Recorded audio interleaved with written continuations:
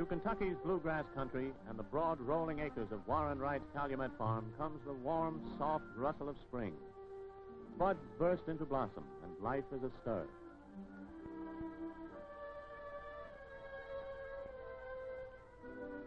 And it happens on such a day that Calumet Farm records a blessed event.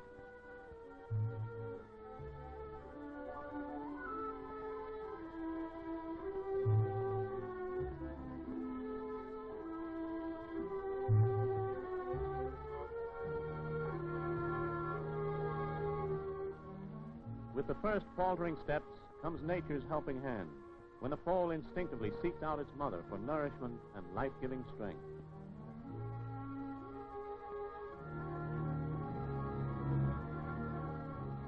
A little patient coddling, a bit of bracing support, and it seems no time at all before the little fellow is off on his own. By now, of course, the news is out. Such news always travels fast. And among the first of neighbors and relatives to drop around is a kingly stallion, no doubt come to see what the youngster shows as a future king of the turf. For him, Sonny and Mama put on a show, and the camera captures scenes that famous artists strive to portray. The throbbing excitement, the proud, ecstatic joy of a carefree, sublime companionship. Paddock paintings come to life. The great Sun Petty strolls around looking rather nonchalant, considering that he's the proud papa. How am I doing, Pappy? Well, you're doing fine, young fella, but it's nigh on to bedtime. Mama's tired, and you, little man, have had a very busy day.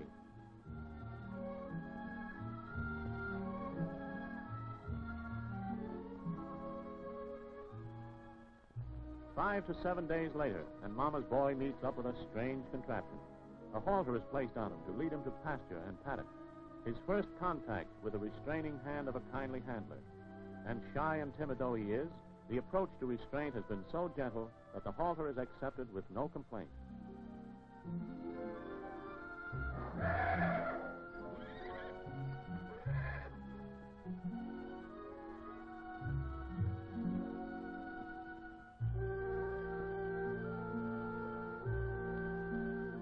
A sprightly young fellow, now able to roam around with Mama, there comes a time for pasture playmates, but after his afternoon nap.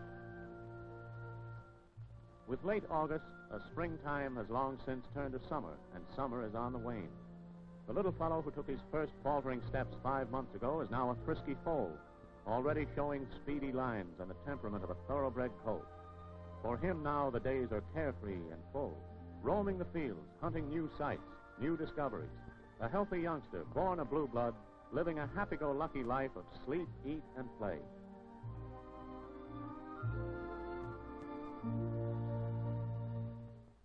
The corn sears to golden in the changing hues of a late Kentucky summer, and there approaches an eventful day. For though he is unknowing as he dozes in the sun, nature here, in the scheme of things, has decreed a day of parting, when mother and foal must go their separate ways.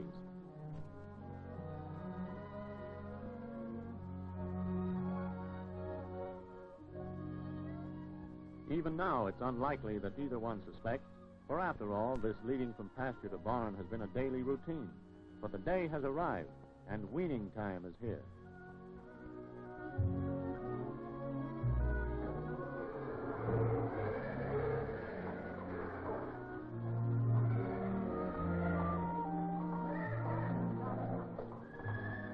To the foal, how very strange is all this procedure. For as Mom is led out of the barn, so too should he be allowed to follow. Yesterday, perhaps, but not today. And for the next 2 days, the stall becomes a cold and lonely abode as the foal becomes a weanling and life continues with Chapter 2.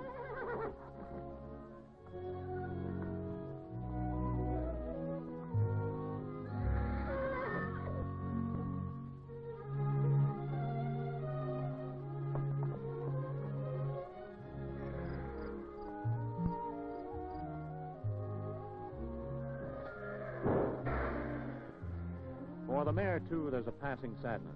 A mother, disturbed, confused, running aimlessly in search of a missing child. Fortunately, however, her worry is but a matter of 2 or 3 days. For having been through it all before, she soon accepts the inevitable with philosophic calm. But not so the youngster. The mares by now have taken up where they left off, and motherhood is a thing of the past.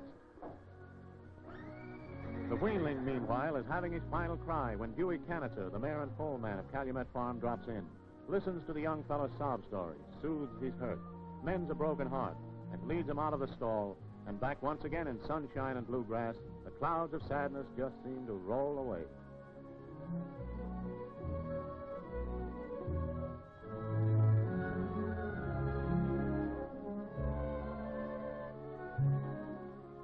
Like kids in a kindergarten led out to play, unmindful even of such distinguished onlookers as Mr. and Mrs. Warren Wright, the owner and first lady of Calumet Farm, where roam the sons of such illustrious forebears as Blenheim II, Hyperion, Sickle, and Sunpetty, Chance Play, Bull Lee, and Gallant Fox, thoroughbred strains as much in evidence around here as a southern drawl.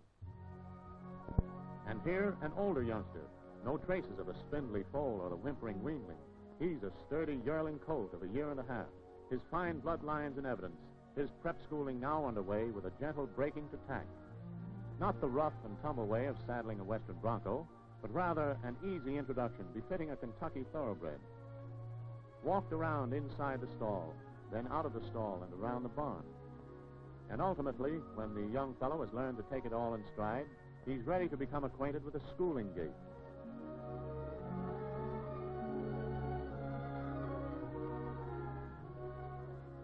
And here indeed is an important step in his early training, for here he learns the meaning of bridle discipline, the response and obedience to a trainer's or jockey's demands.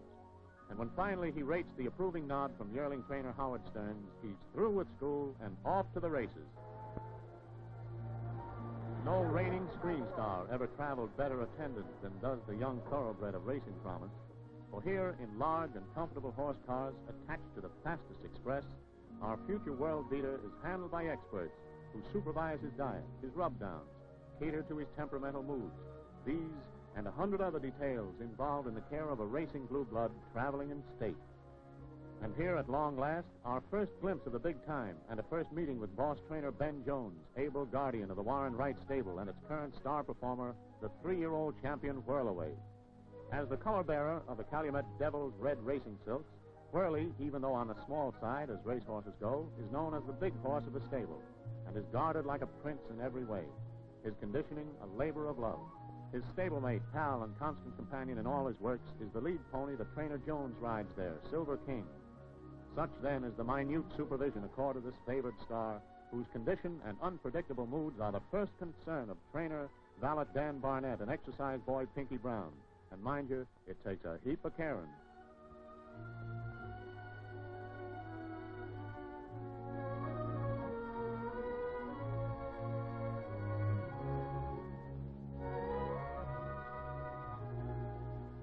Like an athlete must cool out after a work, so Whirl Away's finely trained sinews must be guarded against chill, his $1 million legs spun. Yes, even his world-famous tail combed like the tresses of a queen. Close to feed time now, but first a romp with Boogie, another of the champ's favorite companions. And no boy and his pooch were ever closer than these. 'Tis said among those who know that a hungry horse is a trainer's delight, for here is the true tip-off that the champ is right.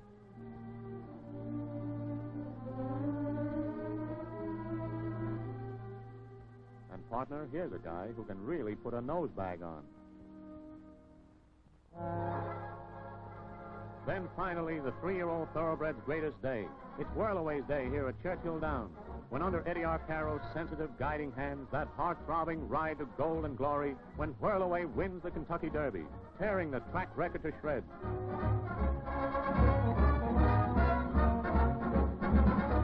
A week later, another blazing finish when Whirly wins the Preakness, his long, bushy tail again waving bye-bye to them all. Thirdly, the Belmont Stakes. Again, Whirl Away and the coveted Triple Crown, the 5th horse in all history to bag the 3-Fly Classic. A thoroughbred, born to the purple, and the laurel of a champion.